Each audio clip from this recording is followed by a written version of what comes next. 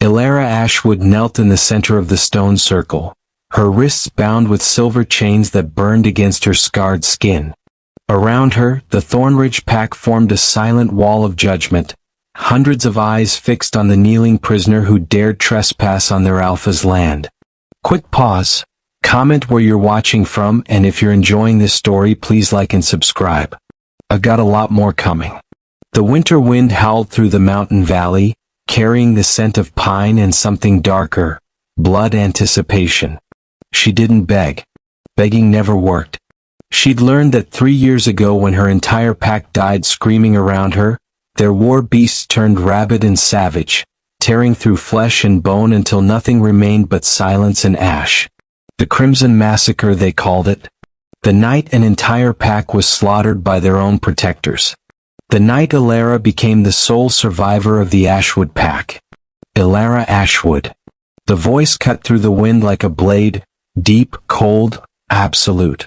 You stand accused of crossing into Thornridge territory without permission, poaching our game and evading capture for 6 days. The penalty is death. Elyse raised her head slowly.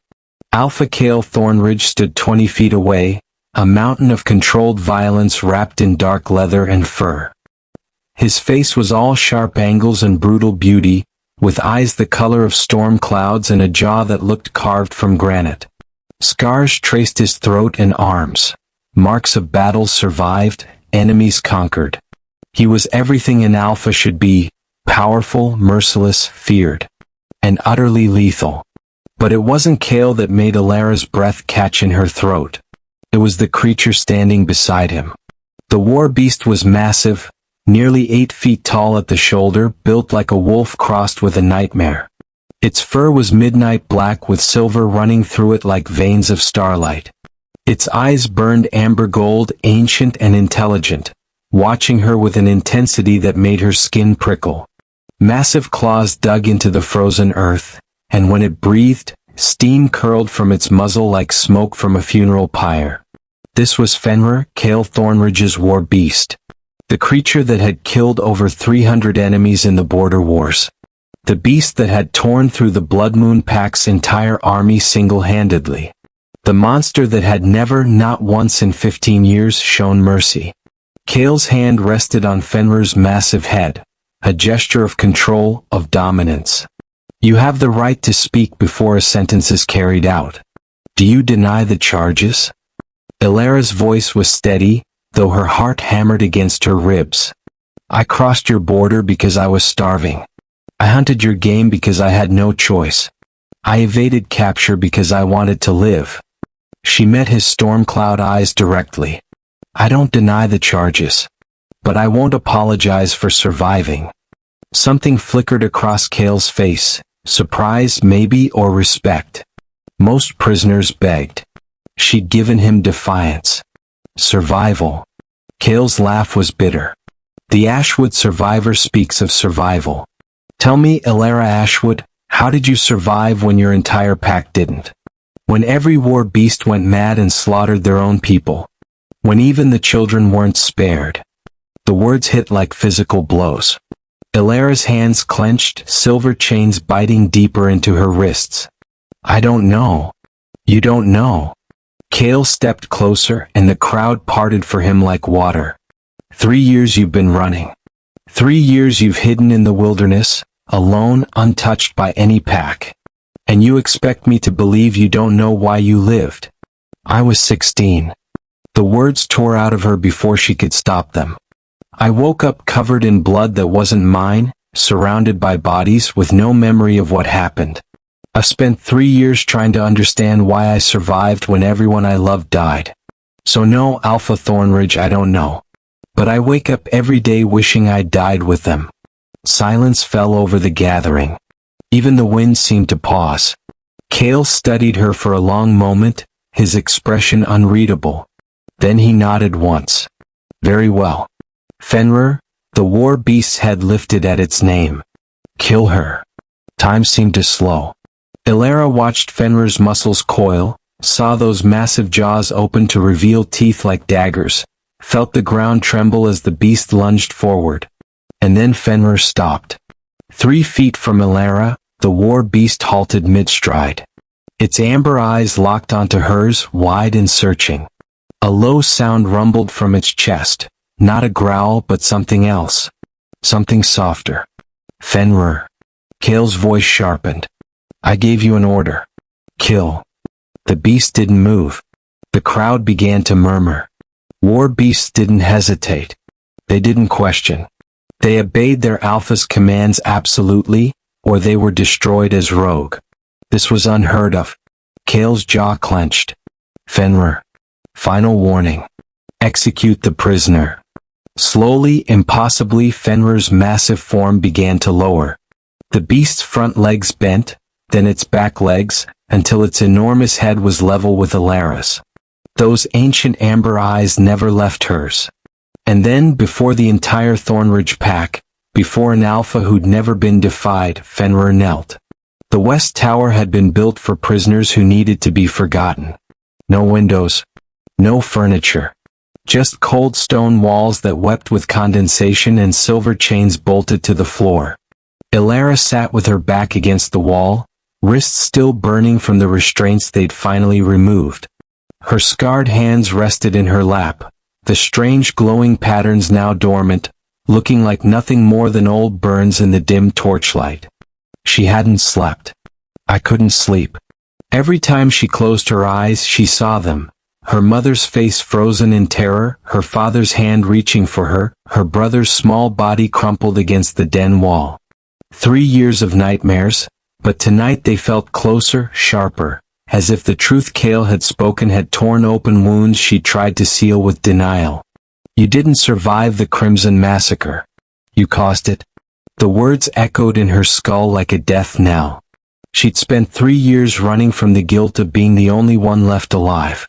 Now she knew she should have been running from herself. A sound outside her door made her tense. Footsteps. Multiple sets moving with military precision. The door swung open and 4 guards entered, their hands conspicuously free of weapons. Human guards, Kale had ordered. No beasts. As if her mere presence might corrupt them. The Alpha wants you, one said gruffly. Now. They led her through corridors of stone and shadow, past rooms where she could hear the low rumble of war beasts sleeping, past windows that showed the fortress sprawling across the mountainside like a sleeping dragon. Wolves watched from doorways and corners, their eyes following her with a mixture of fear and fascination. The girl who made Fenrir kneel. The monster who killed her own pack. They brought her to a massive library, 3 stories tall and filled with more books than Elyse had ever seen. Shelves climbed the walls like wooden cliffs, and the scent of old paper and leather filled the air. Kale stood at a table in the center, surrounded by open volumes and scattered scrolls, his expression dark. Beside him stood an elderly woman with silver hair braided to her waist and eyes sharp as broken glass. She looked at Elyse the way a scientist might study a particularly dangerous specimen, with caution and intense curiosity. This is Meredith, Kale said without preamble. My pack historian. She's been researching beast whisperers all night. His jaw tightened. Tell her what you found. Meredith's gaze never left Elyse. Beast whisperers are an ancient bloodline, dating back to the first packs. They possess an innate connection to war beasts, can sense them, communicate with them, and in the most powerful cases, control them completely. She gestured to an ancient tome showing illustrations of people with glowing hands commanding massive beasts. They were revered as guardians and protectors for centuries. Until they weren't, Kale finished grimly. Until the Iron Chain rose to power 200 years ago, Meredith continued. A secret organization that believed controlling war beasts would give them dominion over all wolf packs. They captured whisperers, tortured them, and used them to create armies of enslaved beasts. The packs fought back, but the Iron Chain was too powerful. So they made a terrible choice. Elyse's throat tightened. They killed all the whisperers. Everyone they could find, Meredith confirmed. Men, women, children. They hunted the bloodline to extinction rather than let it fall into the Iron Chain's hands. By the time the war ended, both the Iron Chain and the Whisperers were thought to be extinct. But you're not, Kale said, his storm cloud eyes boring into Alara. Which means either the bloodline survived in hiding or... He paused. Or you're not fully human. A hybrid of some kind. The accusation stung less than the clinical way he said it, as if she were a thing to be catalogued rather than a person. The awakening, Alara whispered. When does it happen? Puberty usually, Meredith said gently. Or during extreme trauma. The power emerges uncontrolled, raw. Every war beast within range responds to it, trying to bond with the Whisperer. If the Whisperer can't control them... She didn't need to finish. They go mad, Alara said numbly. They kill everything trying to reach the source of the power. The Crimson Massacre wasn't your fault, Meredith said firmly. An untrained Whisperer can no more control their first awakening than a newborn can control breathing. You were a child. You didn't know what you were. But knowing it wasn't her fault didn't make the dead any less dead. Can it happen again? Kale's voice was sharp.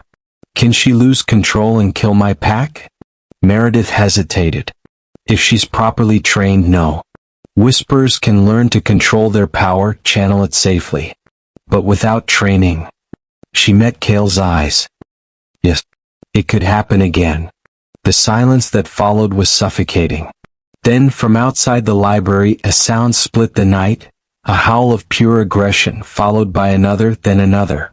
Within seconds the entire fortress erupted in a chorus of snarling, snapping war beasts gone suddenly violent. Kale's head snapped toward the window. What? It's her. Meredith's eyes went wide with understanding. She's having a nightmare. Her powers flaring unconsciously. But Alara wasn't asleep. She was wide awake, staring at her hands as they began to glow with that terrible amber light. The scars etched into her palms burned like brands and she could feel it, a pulse of power radiating outward, calling to every war beast in the fortress. Calling them to come. Calling them to kill. Stop it.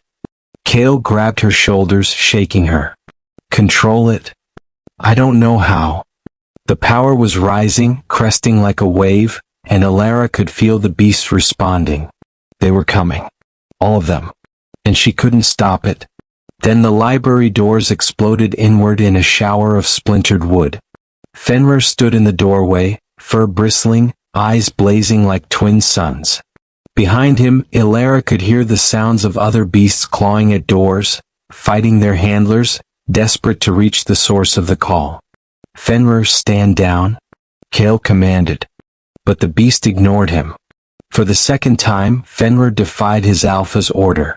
The massive creature stalked toward Alara, and she felt a scream building in her throat. This was it, this was how she'd die, torn apart by the very power she couldn't control.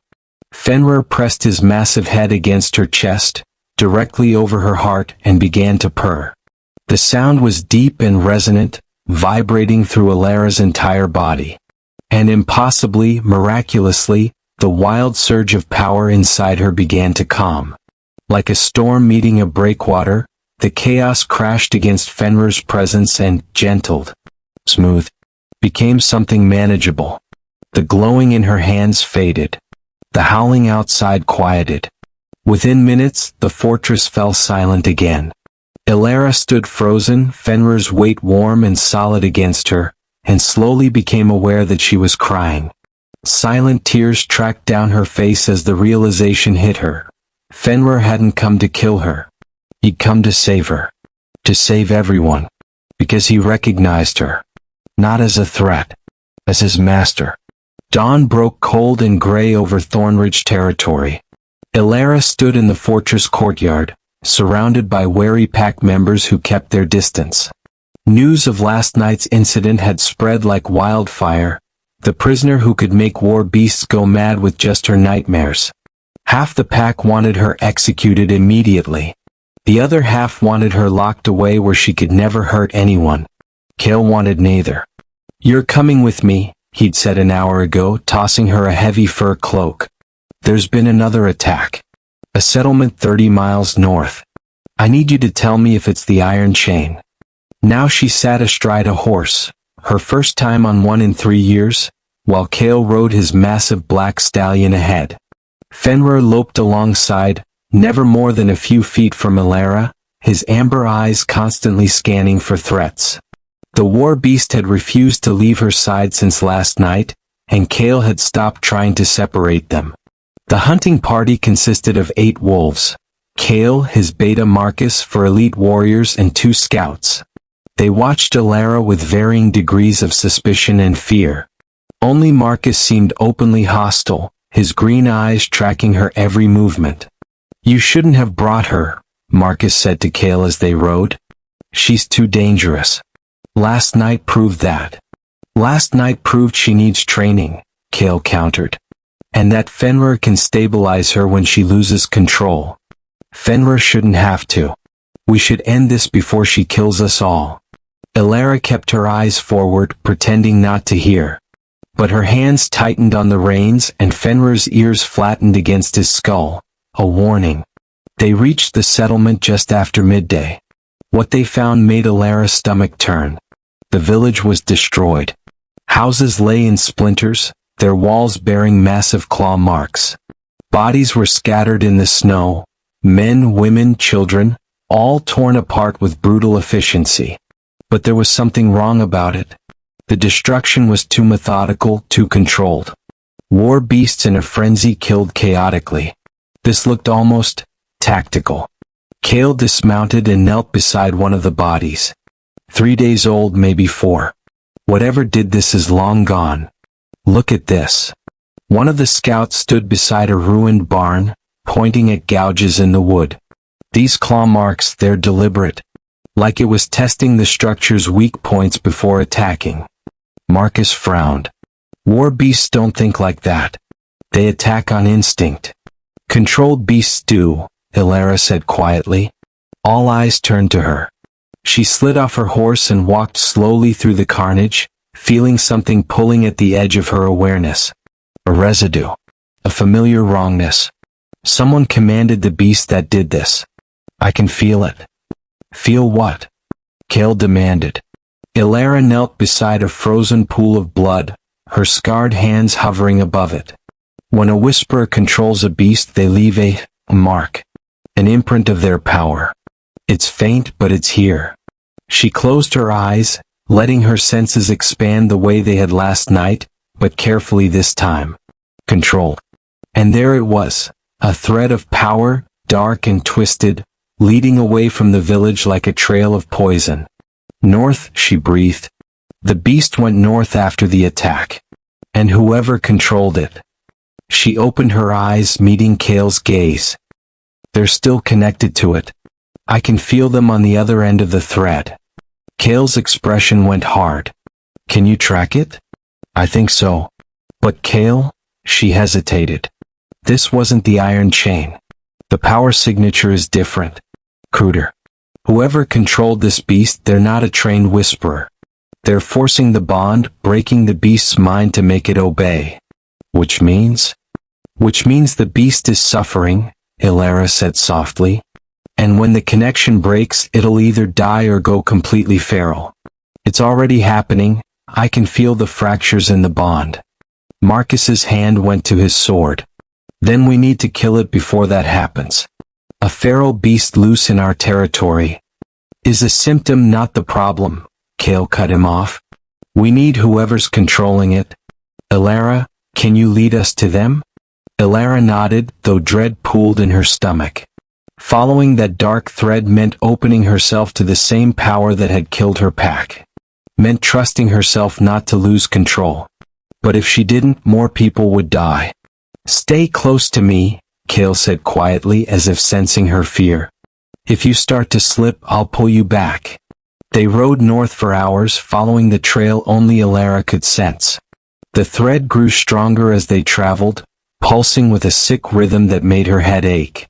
Fenrir stayed pressed against her horse's flank, his presence a constant anchor. They found the beast at sunset, in a clearing surrounded by ancient pines. It was smaller than Fenrir, with matted gray fur and eyes that rolled wild in its skull. Iron chains bound it to a massive tree, and around its neck was a collar etched with symbols that glowed sickly green. The beast thrashed and snarled, foam dripping from its jaws, clearly in agony. And standing beside it, holding a rod that pulsed with the same green light, was a figure in a dark hooded cloak. "That's far enough," the figure called out. The voice was male, middle-aged, with an accent Elyse didn't recognize. "Turn back, Thornridge, or I'll set my beast on you." "Your beast looks like it's dying," Kale said coldly. "Whatever you're doing to it, it's killing you both. A necessary sacrifice." The figure raised the rod and the beast howled in pain. "The iron chain will rise again. We will control every war beast in the realm. And you, Alpha Thornridge, will be the first to fall." Kale's hand went to his sword. "The iron chain is dead. Has been for 200 years. Dead?" The figure laughed. "We've been waiting. Rebuilding. And now we have what we need. The bloodline has returned." His hood turned toward Elyse. "We know what you are, girl. The elders felt your awakening 3 years ago. The Crimson Massacre was a beacon, calling us back to power." Elyse's blood ran cold. They'd known. All this time, someone had known what she was and had been searching for her. "You'll come with me," the figure continued, "or I'll kill everyone in this territory village by village until you surrender yourself." "No," Elyse said, her voice steady despite her terror. She dismounted, ignoring Kale's sharp protest. "You're hurting that beast. Release it. It's mine to command. It's dying." The words came out as a snarl. Elyse could feel the beast's agony like acid on her skin, could sense its mind fracturing under the forced control. "What you're doing, this isn't bonding. This is torture. This is power." The figure raised the rod higher and the beast screamed. "Power you could wield too if you joined us. Think of it, armies of war beasts at your command, every alpha bowing before you." Elyse didn't think. She reached for the thread of dark power connecting the figure to the beast, grabbed it with her own power and pulled. The figure staggered, shock clear even through the hood. "What? How are you?" She pulled harder and the connection shattered like glass. The beast collapsed, freed but broken, its mind too damaged to survive. Kale's warriors moved instantly, arrows flying, but the hooded figure was already running, disappearing into the forest shadows. Elyse rushed to the dying beast, falling to her knees beside it. Its eyes found hers, confused, grateful, fading. She laid her glowing hands on its massive head, and for the first time, consciously channeled her power with intent. Not to control. To comfort. "It's okay," she whispered. "You're free now. It's over." The beast's breathing slowed, steadied, then stopped. Silence fell over the clearing. When Elyse finally stood, tears streaming down her face, she found every member of the hunting party staring at her. "You broke the connection," Kale said, something like awe in his voice. "You severed a whisperer's bond with their beast." "He wasn't a whisperer," Elyse said bitterly. "He was a butcher. That's not how the bond works. It's not supposed to hurt." Marcus stepped forward, his expression unreadable. "How do you know? You've never bonded with a beast." Elyse looked at Fenrir, who had come to stand beside her, his amber eyes soft with understanding. "Haven't I?" And in that moment, with Kale's war beast pressing against her side and her power humming quietly and controlled through her veins, Elyse realized the truth. The bond was already there. Had been since the moment Fenrir knelt. She just hadn't recognized it. But the iron chain had. They knew what she was. And they were coming for her. The council chamber was a circular room carved from the mountain itself, with a ring of stone seats ascending in tiers around a central floor. Oil lamps cast dancing shadows on walls etched with the history of the Thornridge Pack. Victories, defeats, the names of every alpha stretching back 500 years. Elyse stood in the center, wrists bound again in silver chains, while pack members filled the seats above her. A jury. A mob. It's hard to tell the difference. Kale sat in the alpha's seat, raised above the others, his expression carved from granite. To his right sat Marcus, the beta whose green eyes never left Alara's face. To his left, 3 council elders, Meredith the historian, Jonas the war master, and Petra the pack healer. They would decide her fate. "We are gathered," Cale began, his voice echoing off stone, "to determine the status of Alara Ashwood. Some demand her execution. Others propose exile. I have called this council to hear all arguments before making my decision. With respect, Alpha," Marcus stood, his voice carrying easily to every corner of the chamber, "this shouldn't require debate. The prisoner is a beast whisperer, a bloodline we hunted to extinction for good reason. She admitted her power caused the Crimson Massacre. She made every war beast in this fortress go violent with a single nightmare. And yesterday she demonstrated the ability to sever another whisperer's bond with their beast." He paused for effect. "What happens when she decides to sever ours?" Murmurs of agreement rippled through the crowd. Alara felt the weight of their fear pressing down on her like physical force. "She saved my hunting party," Jonas countered. The war master was a scarred veteran with more gray than black in his beard. "Broke the Iron Chain's control and freed a tortured beast. That's not the action of someone who wants to dominate war beasts. That's compassion." Compassion. Marcus's laugh was sharp. "She cried over a beast she'd known for 5 minutes. Where was her compassion when her power killed her entire pack? When children died screaming because she couldn't control herself?" "She was 16, Meredith said quietly. "An untrained whisperer going through awakening. You might as well blame a child for starting a fire when they don't know what fire is." "I do blame children who burn down villages," Marcus shot back. "Ignorance doesn't absolve culpability. And she's not a child anymore. She's a weapon. A weapon we can't afford to leave armed." Cale's fingers drummed against the armrest of his seat. "The Iron Chain knows she exists. That hooded figure yesterday, he said they felt her awakening 3 years ago. They've been searching for her. If we execute her, does the problem end? Or do they simply find another whisperer to use?" "If there are others, we hunt them too," Marcus said firmly. "The whisperer bloodline is too dangerous to exist. Our ancestors understood that. We should honor their wisdom. Our ancestors also kept whisperers as honored protectors for centuries before the Iron Chain corrupted them." Petra spoke for the first time. The healer was a small woman with gentle eyes that belied a will of iron. "The bloodline itself isn't evil. The use of it can be. Which is why we can't risk it," Marcus pressed. "One person shouldn't have the power to control every war beast in a territory. It's too much. Too dangerous. What if she helps us?" Cale's question cut through the building argument. "The Iron Chain is rising again. They have whisperers, untrained butchers who torture beasts into submission. They're attacking settlements, building an army. We need to know how to fight them." "You want to use her," Marcus said flatly. "The same way the Iron Chain wants to use her." "I want to give her a choice," Cale corrected.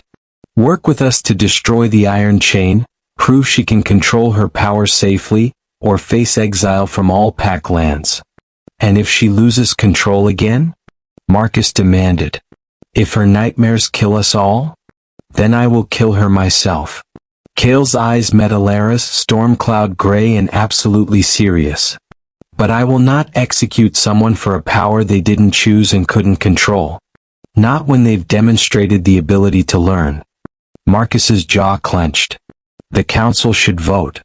This decision is too important for one alpha to make alone." Cale nodded slowly. "Very well. All in favor of execution?" For hands rose. Marcus and 2 of the elder council members Alara didn't recognize. Less than she'd feared. More than she'd hoped. "All in favor of exile?" 3 hands. Different council members, their faces troubled. "All in favor of allowing her to prove herself by helping us fight the Iron Chain?" Meredith's hand rose first. Then Jonas's. Petra's. And slowly, reluctantly, more hands rose throughout the chamber. Not a majority but close. The count is 16 to 15, Kale announced. By pack law, a tied vote falls to the Alpha's judgment. His gaze held Elyse. Elara Ashwood, you will remain in Thornridge territory under guard. You will train to control your abilities. You will assist in hunting down the Iron Chain. And if you betray us, if you harm a single member of this pack, I will end you. Do you accept these terms? Elara's voice was steady. I accept. Then this council is dismissed. As pack members filed out, muttering and arguing, Marcus approached Kale with barely controlled fury. You're making a mistake. Perhaps, Kale said quietly. But it's mine to make. Marcus's eyes flicked to Elara, and for just a moment she saw something in them that made her skin crawl. Not fear. Not anger. Something colder. More calculating. I hope you're right, Alpha, Marcus said. For all our sake. He left without another word.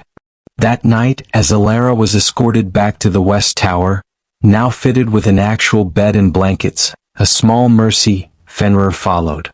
The guards tried to stop the war beast, but Kale appeared from the shadows. Let him stay, the Alpha commanded. If her nightmares return, he's the only one who can stop them. The guards retreated, clearly unhappy but obedient. Kale lingered in the doorway, his expression unreadable. You did well today. Stayed calm. Didn't let Marcus provoke you. He's right to fear me, Elara said quietly. I am dangerous. We're all dangerous, Kale replied. The question is what we do with it. He paused. Fenrir has never chosen anyone but me. In 15 years he's been loyal only to his Alpha. But when he knelt to you, he trailed off, something vulnerable flickering across his face. I thought I'd lost him. The one constant in my life. The one creature I absolutely trusted. Elara's throat tightened. I didn't mean to. I know. Kale's hand rested on Fenrir's massive head, and the beast leaned into both of them, bridging the space between. But I've been watching. He doesn't obey you because you dominate him. He obeys because he trusts you. That's different. He searched for words. That's what the bond is supposed to be. Their eyes met, and Elara felt something shift in the air between them. Not just the bond with Fenrir, but something else. Something dangerous in a completely different way. Get some rest, Kale said abruptly, stepping back. Tomorrow your training begins. He left before she could respond. Elara lay down on the bed, and Fenrir curled his massive body around her like a living wall. As she drifted towards sleep, she felt the beast's presence in her mind, not words but emotions. Comfort. Protection. Belonging. For the first time in 3 years she felt safe enough to sleep without fear. But in the shadows outside her window, a hooded figure watched and waited. The Iron Chain was patient. And they had all the time in the world. Training began at dawn in a clearing far from the fortress, where no other beasts could be affected if Elara lost control. Kale had cleared the area himself, setting up wards and warning markers. Now he stood across from her, arms crossed, while Fenrir sat between them like a furry mediator. The bond between Alpha and Beast is built on 3 pillars, Kale began. Trust, respect, and purpose. The Beast trusts you to lead. You respect the Beast's nature. Together you find purpose. But a Whisperer's bond works differently. Elara wrapped her arms around herself against the morning chill. How? Your connection is deeper. More instinctive. An Alpha command. A Whisperer communes. He gestured to Fenrir. Try to sense him. Not with your eyes or ears. With whatever part of you lit up when you broke that Iron Chain bastard's control. Elara closed her eyes and reached inward, finding that well of amber light that lived behind her ribs. Cautiously she extended a tendril of awareness toward Fenrir. The beast's mind was vast and ancient, full of memories that stretched back further than his bond with Kale. She saw flashes, running through snow as a cub, the first hunt, the moment Kale's hand had touched his head and forged their bond. Loyalty. Wolf. A fierce protective instinct that encompassed not just Kale but the entire pack. And underneath it all, a curiosity about her. A recognition of something in Elyse that Fenrir had been searching for without knowing it. "I can feel him," she whispered. "It's like reading emotions but deeper. I can sense what he wants, what he fears. Good. Now ask him to come to you. Don't command. Ask." Elyse focused on the bond, projecting a gentle request. "Fenrir, will you come here?" The beast's ears perked up. Then, with a huff that might have been amusement, he padded over to her and bumped his massive head against her chest. Kale's eyebrows rose. "That was faster than I expected. They trained for hours." Elyse practiced sensing Fenrir from greater distances, distinguishing his presence from the other war beasts in the fortress. She learned to send emotions, calm, urgency, warning, through the bond. And slowly, carefully, Kale began to teach her how to shield her power so it didn't leak out and affect every beast nearby. "Your awakening was like a dam breaking," Kale explained during a water break. "All your power flooding out at once. But you can learn to open the sluice gates instead. Control the flow." "What if I can't?" The fear was always there, lurking. "What if I lose control again and then I'll stop you." Kale's hand closed over hers, warm and calloused. "That's what this is. You're not alone anymore. You have Fenrir. You have." He paused. "You have me." The moment stretched between them, charged with something neither seemed ready to name.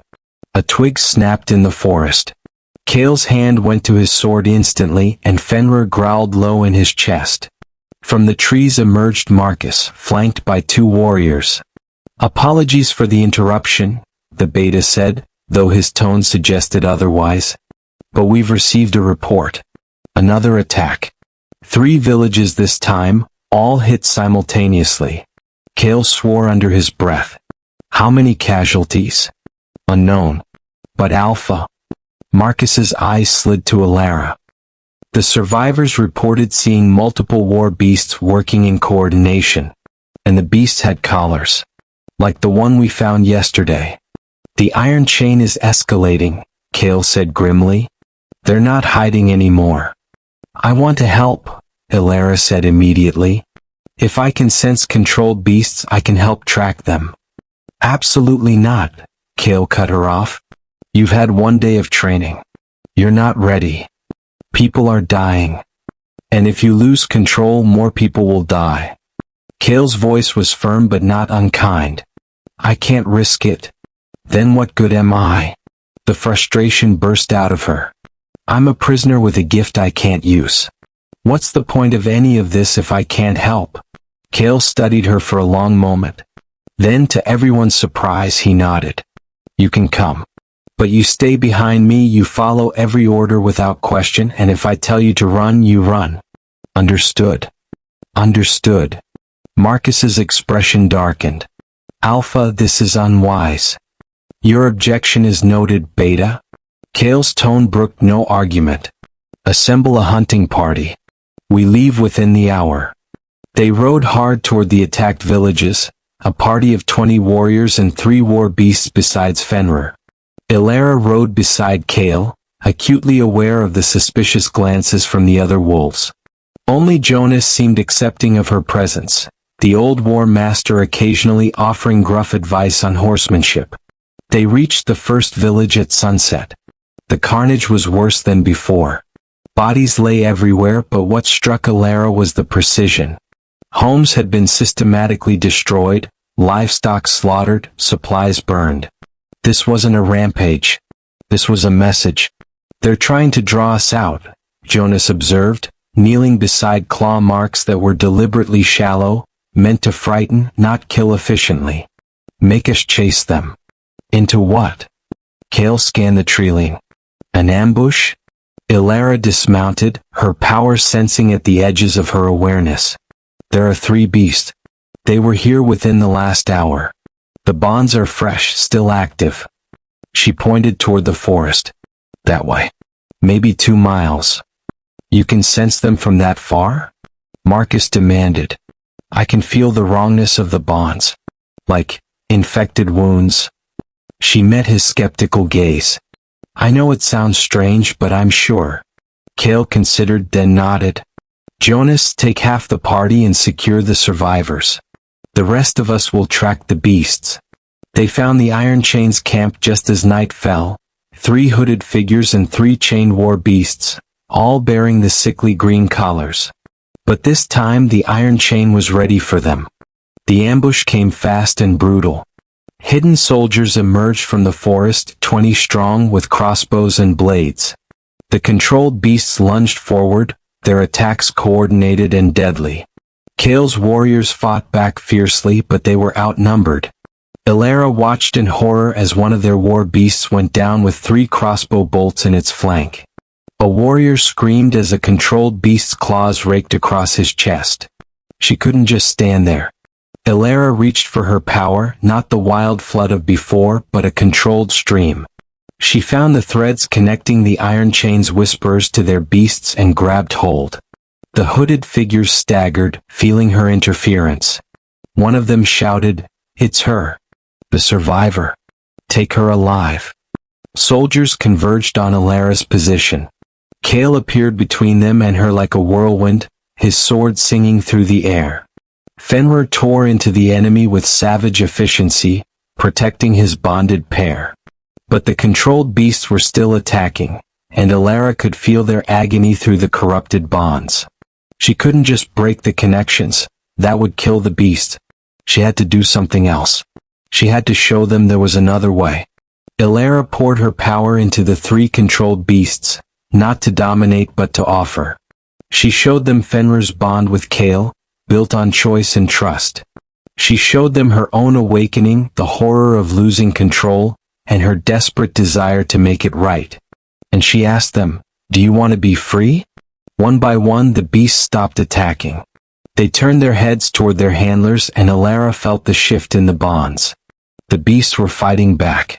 "What's happening?" one of the hooded figures screamed. "Obey me. I command you." The collar on the nearest beast cracked, then shattered. All 3 beasts turned on the Iron Chain soldiers. The battle became a rout. The freed beasts tore through their former captors with savage vengeance while Cale's warriors pressed their advantage. Within minutes it was over. The Iron Chain soldiers lay dead or dying. The hooded whisperers had fled into the darkness.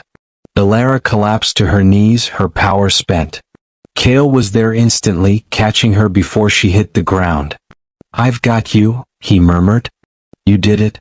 You saved them." Around them, the 3 freed beasts stood uncertainly, no longer controlled but not yet bonded to anyone. One of them, a scarred female with amber eyes, approached Elyse cautiously and nuzzled her shoulder. "Thank you," Elyse sensed through the bond. "Thank you for showing us we could choose."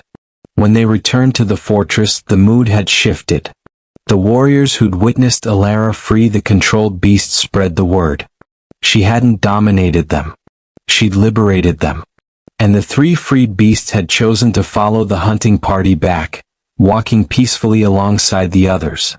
That night, as Elyse soaked her exhausted body in a hot bath, a luxury she'd been granted after the battle, there was a knock on her door. Cale entered at her call, his expression guarded.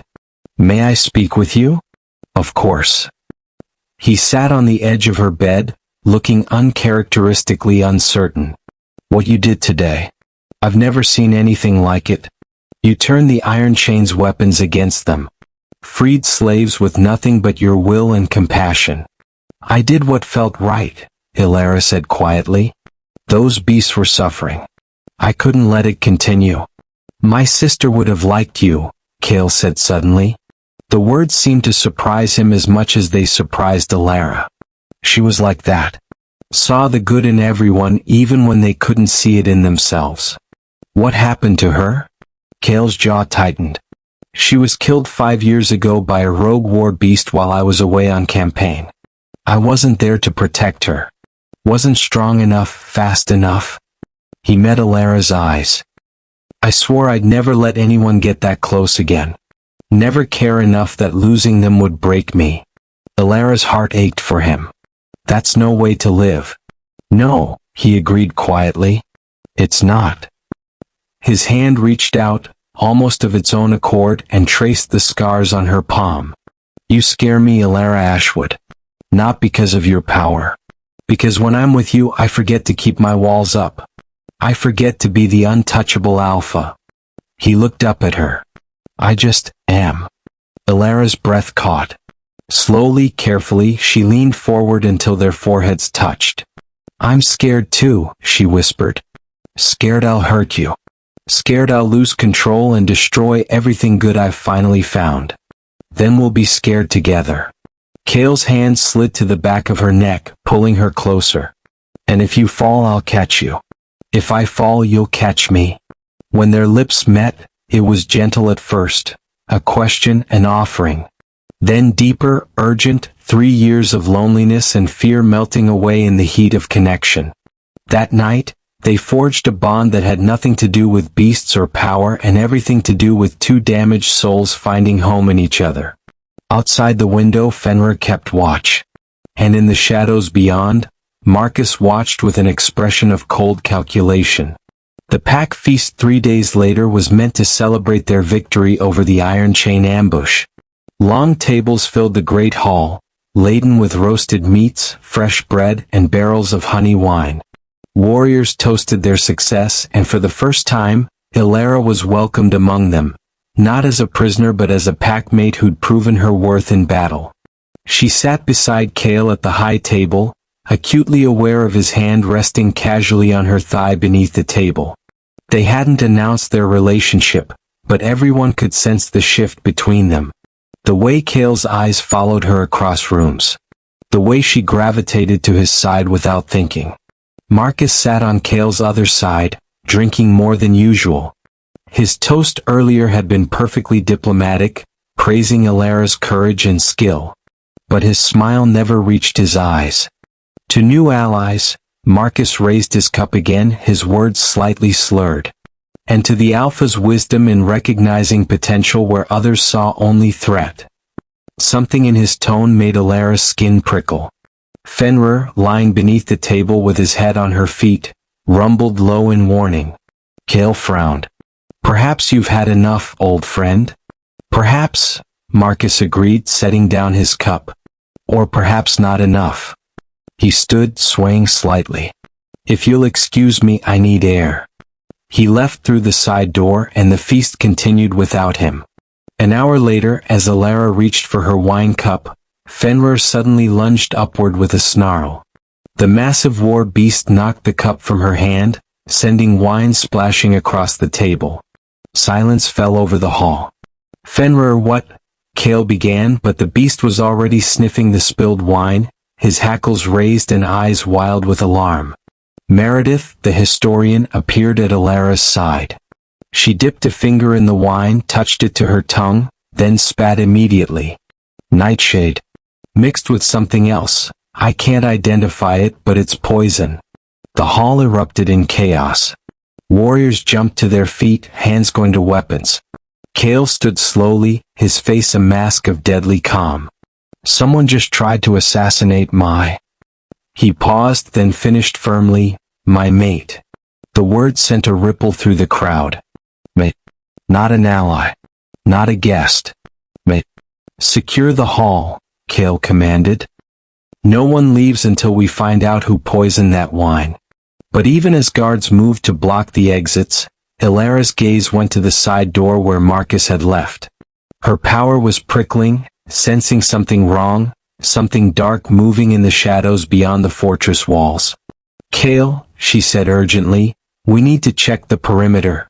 Something's out there. They found Marcus's chambers empty, his belongings still in place but the man himself gone. And when they reached the outer walls, they discovered the night watch unconscious, drugged, not killed but effectively removed. Someone knew exactly where to strike to create a breach, Jonas observed grimly. Someone who knew our guard rotations and weak points.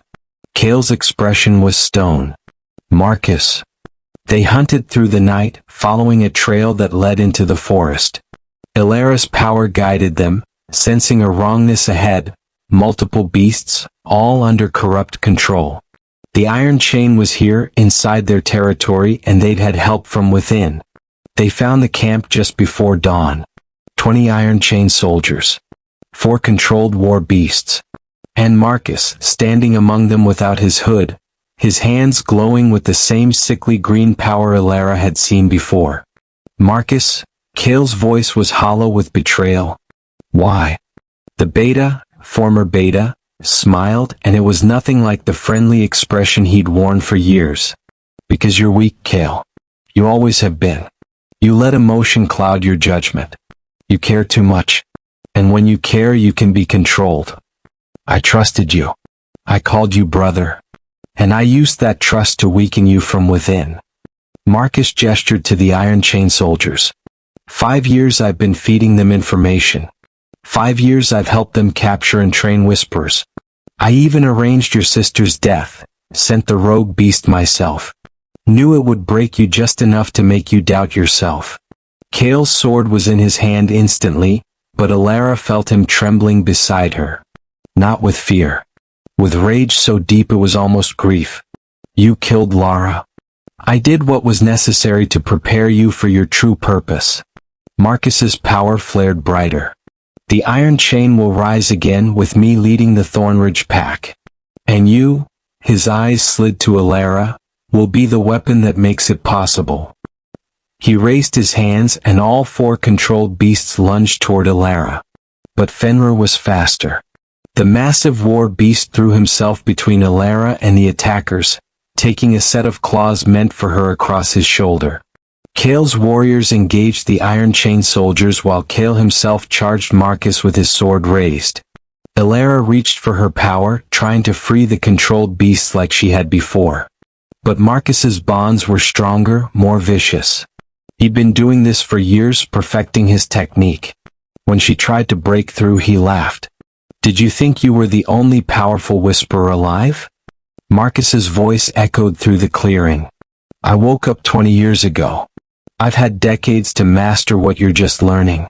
You can't beat me, little girl. One of the controlled beasts broke through Fenrir's defense and lunged at Elyse. She threw up her hands instinctively, and amber light blazed from her scars. The beast stopped mid-leap, suspended in air by the force of her power. Marcus's eyes widened. What? That's impossible. No whisperer should be able to. Elyse didn't understand what she was doing, only that the beast was suffering and she would not let it hurt anyone else. She reached deeper into her power than she ever had before, past the conscious control, into something ancient and instinctive. She didn't just break Marcus's bond with the beast. She took it. The beast dropped to the ground and immediately turned on Marcus, no longer under his control but bonded to Elyse instead. She felt its consciousness join Fenrir's in her mind. Different personalities, different histories, but both absolutely loyal. No. Marcus snarled. He reached for the other 3 beasts, trying to turn them against her all at once. Elyse met his power with hers, and the battle was joined on a level the physical warriors couldn't see. It was a war of wills, of control, of who could dominate more thoroughly. But Elyse didn't want to dominate. She wanted to be free. She showed the beasts the same thing she'd shown the others. Choice, compassion, a bond built on trust rather than torture. One by one they broke free of Marcus's control. One by one they chose her. Marcus screamed in rage and frustration as his power unraveled. Without the beasts he was just a man. A traitor. And Cale was on him in an instant.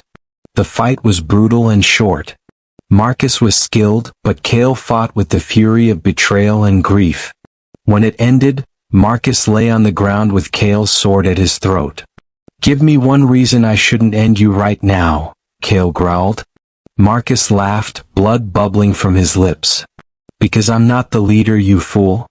I'm just a lieutenant. The iron chain is bigger than you know. Stronger. And they're coming for her. His eyes found Elyse. You felt the awakening 3 years ago. The elders want you. They'll never stop hunting you. And when they find you, Fenrir's jaws closed around Marcus's throat before he could finish. The trader's eyes went wide, then empty. Silence fell over the clearing.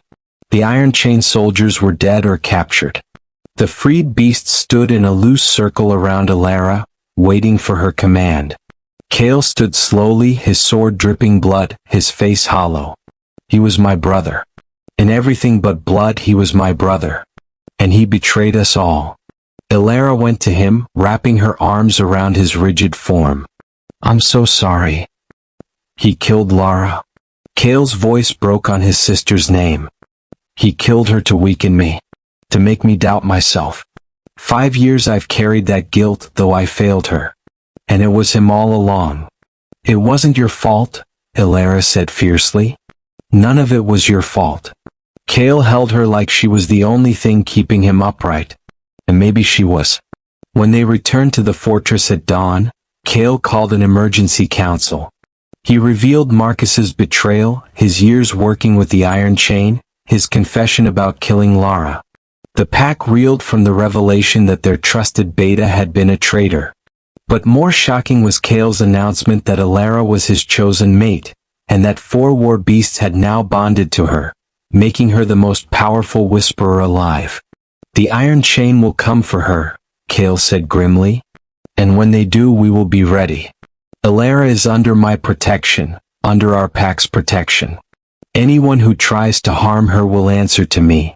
The pack accepted, though some still looked uncertain. But they'd seen her free the controlled beasts.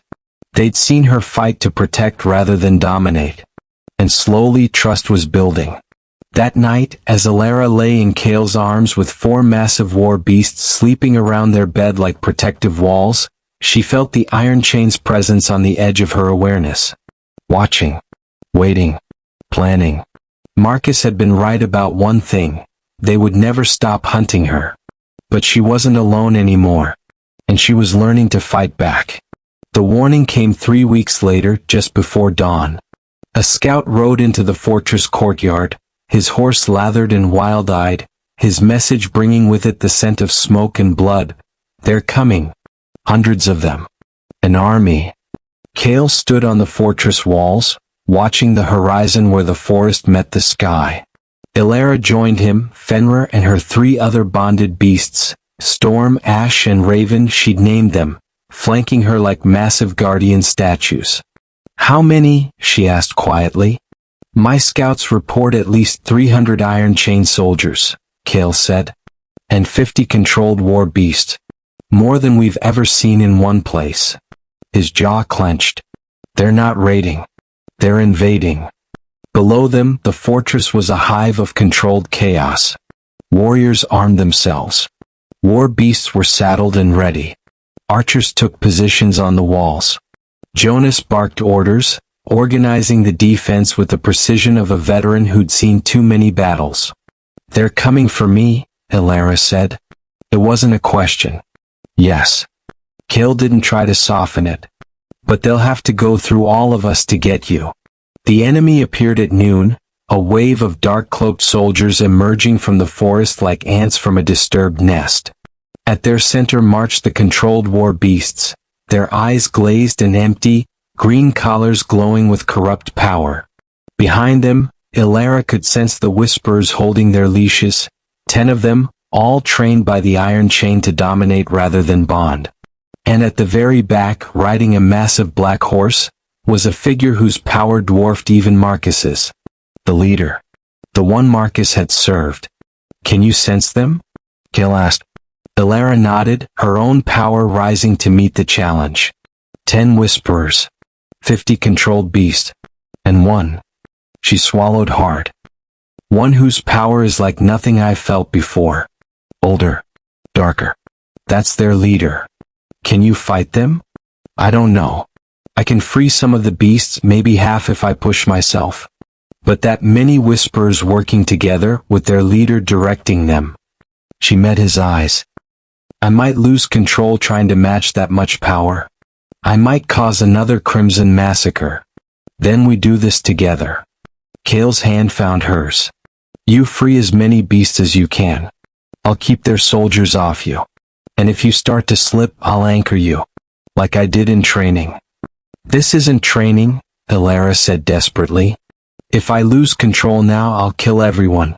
Your pack, their army, everyone. You won't. His confidence was absolute. Because you're not that frightened girl anymore. You're a trained whisperer. You're my mate. You're the pack guardian. He kissed her forehead. And you're stronger than they know. The first wave hit like a battering ram. Iron chain soldiers rushed the walls with ladders and ropes while the controlled beasts charged the gates. Kale's archers fired in volleys, and warriors met the climbers with swords and spears. Elyse closed her eyes and reached for her power, sending it out like a net toward the controlled beasts. She felt their suffering immediately, minds broken, wills shattered, forced to obey commands that went against every instinct. These weren't partners. They were slaves. She chose 5 beasts at the front and pushed her power into their bonds, not to break them immediately but to show them there was another way. Freedom. Choice. Partnership. 2 of the beasts faltered in their attack, confused by the sudden flood of compassion where there had only been pain before. But the Iron Chain Whisperers felt her interference and pushed back. She sensed them as individuals now, young, old, male, female, all united in their cruel mastery of the beasts they commanded. They reinforced their bonds, punishing the beasts for hesitation. Elyse gritted her teeth and pushed harder. One collar cracked. The beast, a scarred male with gray fur, shook free and immediately turned on the iron chain soldiers who tortured him. Cheers erupted from the fortress walls. But freeing one beast had cost Elyse dearly. Her power was draining faster than she'd anticipated. She had maybe enough to free 10 more before she'd be empty. Or she could try something different. Instead of freeing the beasts one by one, Elyse reached for the Whisperers themselves. If she could sever their connections at the source, all their controlled beasts would be freed at once. It was risky. Dangerous. It meant going directly against 10 trained Whisperers simultaneously. But people were dying on the walls. Warriors she'd shared meals with. Wolves who'd started to trust her. Elyse made her choice. She gathered her power and struck at the nearest Whisperer's mind like a spear of light. The Whisperer screamed, his control over 5 beasts shattering instantly. The freed beasts turned on their captors with savage vengeance. But the other Whisperers felt the attack and retaliated. 9 different powers slammed into Elyse's defenses, trying to break through, trying to seize control of her bonded beasts. Fenrir, Storm, Ash, and Raven snarled in unison, their minds joining with Elyse to strengthen her shields. The battle became a nightmare of clashing wills and supernatural forces. Elyse struck at another Whisperer, freed another cluster of beasts. The Whisperers struck back and she felt her shields cracking under the assault. Below, the physical battle raged. Kale fought like a demon on the walls, his sword never still, his voice roaring commands. Jonas led a sortie that pushed back a breach in the western wall. The fortress held, but barely. Then the leader moved. Elyse felt his power like a tidal wave, crushing and absolute. He rode forward on his black horse, raised one hand, and every controlled beast in the battlefield froze. Even the ones Elyse had freed stopped mid-attack, trembling under the force of his will. Elyse Ashwood. The voice boomed across the battlefield, magnified by power. I am Lord Vesper, master of the Iron Chain. You will surrender yourself or I will command every beast here, including your own, to slaughter your precious pack. Kale was at her side instantly. Don't you dare. He can do it, Elyse whispered, feeling Lord Vesper's power wrapping around Fenrir, Storm, Ash, and Raven. Her beasts struggled against the intrusion, but Vesper was ancient and ruthlessly skilled. He's strong enough to override my bonds. If I don't surrender, then we fight. Kale's hand closed around hers. Together. Lord Vesper's patience ran out. He clenched his fist, and suddenly Elyse felt Fenrir's mind twist, and felt the beast's loyalty being forcibly redirected. Kale's greatest companion, his bonded partner for 15 years, turned to face his alpha with glazed eyes.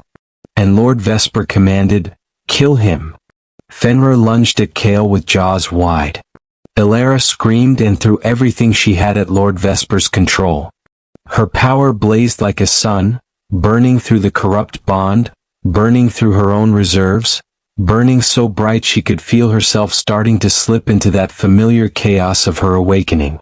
But she couldn't let Fenrir kill Kale. She couldn't. She reached for the bond she shared with Fenrir, not the Whisperer bond but the trust they'd built, the affection, the partnership. She reached for every moment they'd shared, every time he'd comforted her nightmares, every time she'd scratched behind his ears and told him he was good. And she reminded him, you have a choice.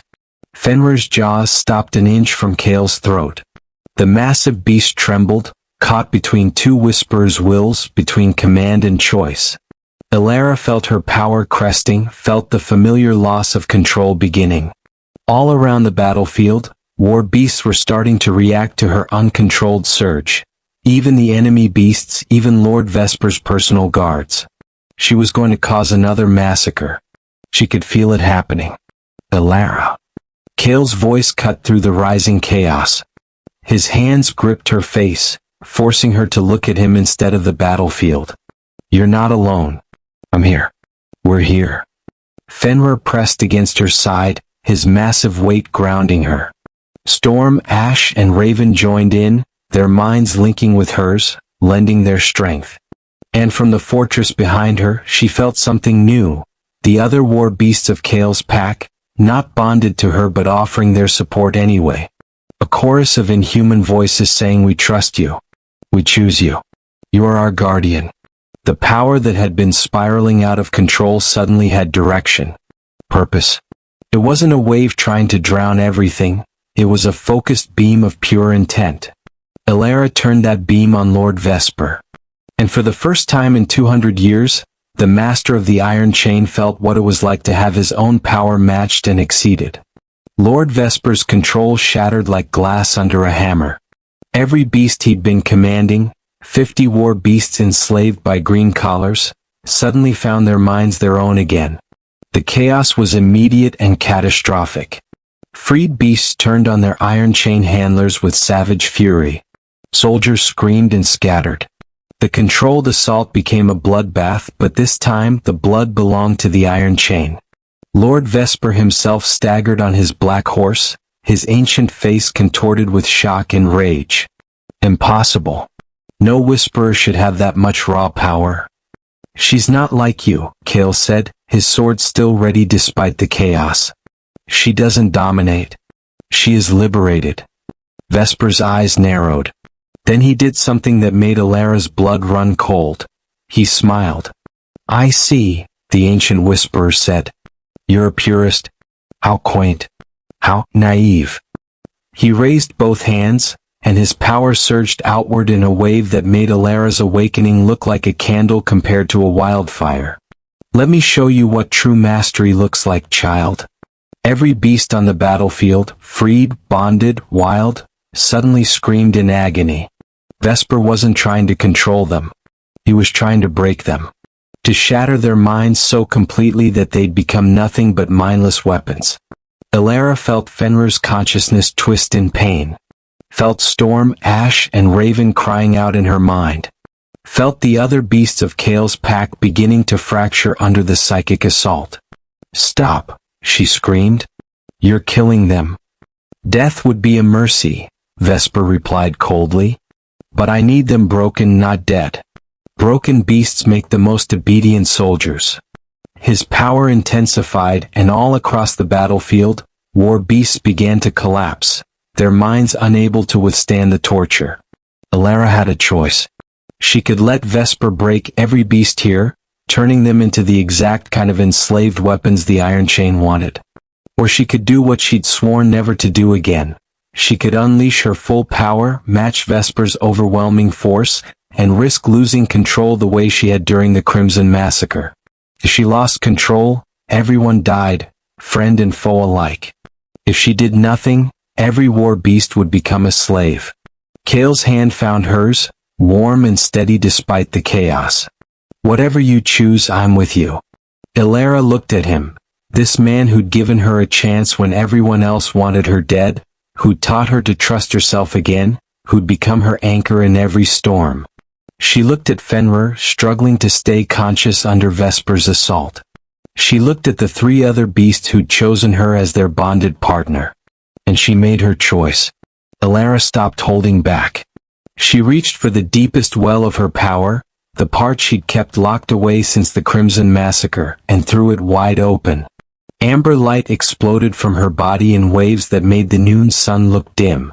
Every scar on her hands blazed like brands. And her consciousness expanded to encompass not just her 4 bonded beasts, but every single war beast on the battlefield. She felt them all. Their pain. Their fear. Their desperate desire to be free. And she offered them what no one else ever had. A choice made from strength rather than desperation. You are not weapons, she told them. You are not slaves. You are partners, companions, friends. You deserve bonds built on respect, not torture. And I will fight for your freedom even if it costs me everything. The response was instantaneous. Every war beast, even those who'd been under iron chain control for years, turned their minds toward her light like flowers toward the sun. Vesper felt his grip on them slipping and roared in fury. He threw more power into his assault, trying to overwhelm her through sheer force. But Elara had something he didn't, the willing support of every beast she was trying to save. They lent her their strength, their determination, their hope. The bond multiplied her power 100-fold. Vesper was one ancient whisperer trying to dominate through force. Elara was 100 war beasts and one guardian working together through choice. There was no contest. Elara's power swept across the battlefield like a cleansing fire, burning away every trace of Vesper's corruption. Green collars cracked and fell away. Tortured minds found peace. Broken bonds were severed cleanly, leaving the beasts free to choose their own paths. Some chose to bond with warriors from Kale's pack. Others chose independence, fleeing into the forest to live wild. A few, the most damaged, the ones who'd been slaves the longest, chose to stay with Elara, seeing in her something they'd never found anywhere else: safety. By the time Elara's power faded, 23 war beasts stood in a protective circle around her, all having chosen her as their guardian. Lord Vesper sat on his horse, suddenly looking very old and very alone. His power was spent. His army was routed or dead. His enslaved beasts had all broken free. He'd lost. "This isn't over," Vesper said, his voice hoarse. "The iron chain is older than you can imagine. We will find another way." Fenrir's jaws closed around the ancient whisperer's throat. The master of the iron chain died without another word. Silence fell over the battlefield. The iron chain soldiers who still lived threw down their weapons and surrendered. The whisperers who'd served Vesper stood frozen, unsure what to do without their leader's commands. Kale stepped forward, his voice carrying across the field. "The war is over. The iron chain is broken. Any who wish to lay down their arms and swear never to enslave another war beast will be shown mercy. Any who wish to continue Vesper's work." His hand rested on his sword hilt. "Won't leave this field." One by one, the remaining iron chain members surrendered. Elara collapsed as her adrenaline faded, and Kale caught her before she hit the ground. Around them, 23 war beasts formed a protective wall, not because she commanded them to, but because they wanted to. "You did it," Kale murmured against her hair. "You saved them. All of them." "We did it," Elara corrected weakly. "I would have lost control without you anchoring me. Then we make a good team." As fortress healers rushed out to tend the wounded and warriors began securing prisoners, Elara looked at the battlefield that should have been a graveyard but instead had become a liberation. Every beast here was free. Every whisperer who'd served the iron chain had the chance to learn a better way. It wasn't the end, there would be more battles, more challenges. But it was a beginning. The beginning of something new. The Pack Council convened 3 days after the battle, but this time the chamber was filled with a different kind of tension. Not fear or suspicion, but something that might have been hope. Elyse stood in the center once again, but she wasn't bound in silver chains. 23 war beasts sat in the tiers around her, too many to fit comfortably, but they'd insisted on being present. Fenrir sat at her right hand. Kale stood at her left. Jonas spoke first, his scarred face unusually gentle. Elyse Ashwood, you've done something unprecedented. You freed over 50 enslaved war beasts, defeated the master of the Iron Chain, and saved this pack from annihilation. He paused. The question before us now is, what happens next? Meredith stood, ancient scrolls in her hands. I've researched every record of beast whisperers in our archives. Never in history has one whisperer bonded with so many beasts simultaneously. The traditional bond is one beast to one whisperer. You've shattered that limitation. She looked at Elyse with something like awe. You're not just a whisperer. You're something new. Something more. She's a threat, one of the council members said, not with hostility but concern. Even a benevolent threat. One person controlling 23 war beasts? That's more military power than most alphas command. She doesn't control them, Kale said firmly. She partners with them. There's a difference. Is there? The council member pressed. Could she command them to attack us if she chose? Elyse spoke before Kale could defend her again. Yes, I could. The admission sent a ripple through the chamber. I could command these beasts to destroy this fortress, kill everyone here, and there would be little you could do to stop me. She met each council member's eyes in turn. But I won't. Because that's not what partnership means. These beasts chose me because I offered them freedom, not because I forced them to obey. And I would die before I violated that trust. Words are easy, the council member said, though not unkindly. How do we know you mean them? Elyse closed her eyes and did something she'd never attempted before. She opened the bonds with all 23 beasts, letting the council members, many of whom had their own bonded beasts, sense the nature of her connections. The chamber filled with gasps as they felt it, not chains of domination but threads of mutual respect. Each beast could break the bond whenever they chose. They stayed because they wanted to, not because they were forced. By the ancestors, someone whispered. She's not controlling them at all. They're choosing to follow her. Every hand rose. Even the council member who'd questioned her before nodded his approval. Then it's settled, Kale said. Elyse, do you accept this responsibility? Elyse looked at the 23 beasts who'd chosen her, at the pack members who'd learned to trust her, at Kale whose faith in her had never wavered. I accept. The chamber erupted in howls, not of threat but of welcome. The war beasts joined in, their voices mixing with the wolves in a chorus that shook the stone walls. For the first time in 3 years, Elyse felt like she belonged somewhere. Later that night, as she and Kale stood on the fortress walls watching the moon rise, she sensed something on the edge of her awareness. A presence. Watching. Waiting. There's someone out there, she said quietly. Petra, the healer, stood next. The question isn't whether Elyse is dangerous. We're all dangerous, that's what it means to have power. The question is, what role does she play in our pack? We can't keep calling her a prisoner or even just an ally. She's bonded to our alpha, saved our lives, and commands more beasts than any whisperer in recorded history. We need to acknowledge what she's become. Kale's hand found Elyse. I propose creating a new position within the pack structure. The Guardian. Not an alpha, not a beta, but a protector specifically charged with the welfare of all war beasts in our territory. Someone who ensures no beast is ever enslaved or abused, who trains future whisperers if any emerge, who serves as a bridge between beasts and wolves. And you're suggesting Elyse fill this role? Jonas asked, though his tone suggested he already knew the answer. I'm not suggesting. I'm starting. Kale's voice rang with authority. Elyse Ashwood is my mate. She is the pack guardian. And under my authority as alpha, she is under our protection. Anyone who harms her answers to me. The council members looked at each other. Then one by one they stood, a sign of respect and agreement. All in favor of establishing the position of Pack Guardian and appointing Elyse Ashwood to fill it? Someone powerful. A whisperer but different from Vesper. Cale's arm tightened around her waist. One of his lieutenants who escaped? Maybe. Or something older. Elyse shivered despite the warmth of his embrace. Vesper said the Iron Chain was older than I could imagine.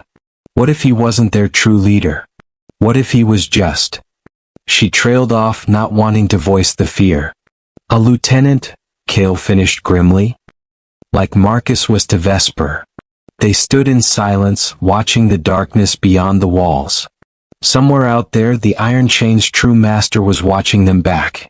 Planning. Preparing. Let them come, Elyse said finally, surprising herself with the steel in her voice. I'm not afraid anymore. No. Cale's lips quivered in a small smile. Terrified, she admitted. But not helpless. Not alone. She turned in his arms, looking up at him. We'll face whatever comes. Together. Cale kissed her deep and claiming. Together, he agreed. Fenrir padded over and pressed his massive head against them both, and the other bonded beasts joined in, a pile of fur and warmth and loyalty that was part family, part army, part miracle. 3 years ago, Elyse had woken up in blood and ash, the sole survivor of a massacre she'd caused without understanding. She'd thought she was a monster who didn't deserve to live. Now she knew the truth, she wasn't a monster. She was a guardian. And the power that had once destroyed everything she loved had become the power to protect everything she'd found. The Iron Chain would return. Challenges would come. But she was ready.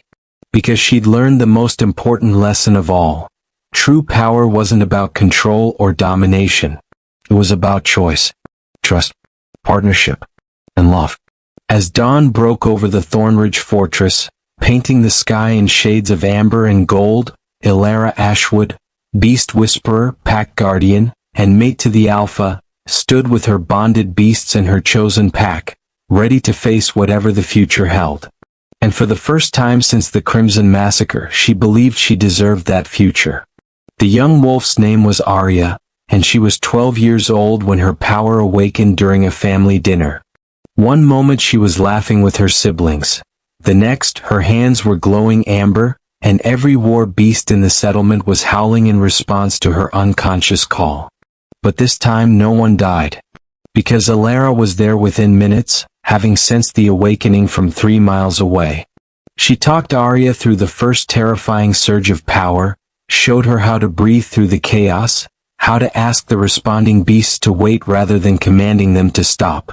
By the time Arya's parents burst into the room, their daughter was sitting calmly with her glowing hands on a young war beast's head, tears streaming down her face but her power under control. I'm like you, Arya whispered to Elyse. I'm a whisperer. You are, Elyse confirmed gently. And you're going to be amazing. Now, Elyse stood in the courtyard of what had become the Guardian's Hall, a new wing of the fortress dedicated to training whisperers and caring for war beasts. Arya practiced her bonding exercises with a patient 3-year-old beast named Shadow. An elderly whisperer named Grandmother Chin, one of 3 survivors Elyse had located and brought to the fortress, watched with approving eyes. 2 other young whisperers, both boys barely into their teens, worked with their own bonded partners nearby. No more children awakening alone and terrified. No more whisperers forced to hide their nature or be hunted. No more war beasts enslaved and tortured. A new world. One built on choice and compassion. Cale emerged from the fortress, and Elyse felt her heart lift the way it always did when she saw him. 6 months of partnership had only deepened their bond. He was less isolated now, more willing to share his burdens. She was less afraid, more confident in her power and her purpose. The scouts reported another Iron Chain cell near the western border, Cale said, his hand finding hers automatically. Small one, maybe 5 members. I'll take Storm and Raven and track them down, Elyse said. See if they're willing to surrender and learn a better way or if they need to be stopped. Be careful. Always. She kissed him quickly, then called to two of her bonded beasts. They'd learned to work in rotating teams. Fenrir and Ash stayed with Kale for protection, while the others accompanied Elara on her guardian duties. As she prepared to leave, Arya ran up with Shadow at her heels. Guardian Elara. Can I come? I want to help. Elara smiled. Not yet, little one. But soon. Keep practicing, and one day you'll be rescuing beasts and stopping the Iron Chain too. Arya beamed and ran back to her training. Grandmother Chin approached, her ancient eyes twinkling. You've built something remarkable here, child. A sanctuary for whisperers, a school for control, a home for damaged beasts. Your pack name was prophetic, Ashwood. From the ashes of destruction, new growth emerges. Elara looked around at the Guardians' Hall, at the young whisperers learning to use their power with compassion, at the war beasts who'd found safety here. We did it together. All of us. But you led the way. Chen's wrinkled hand patted Elara's arm. You showed us that the bloodline wasn't cursed. That our power could heal instead of harm. That's no small thing.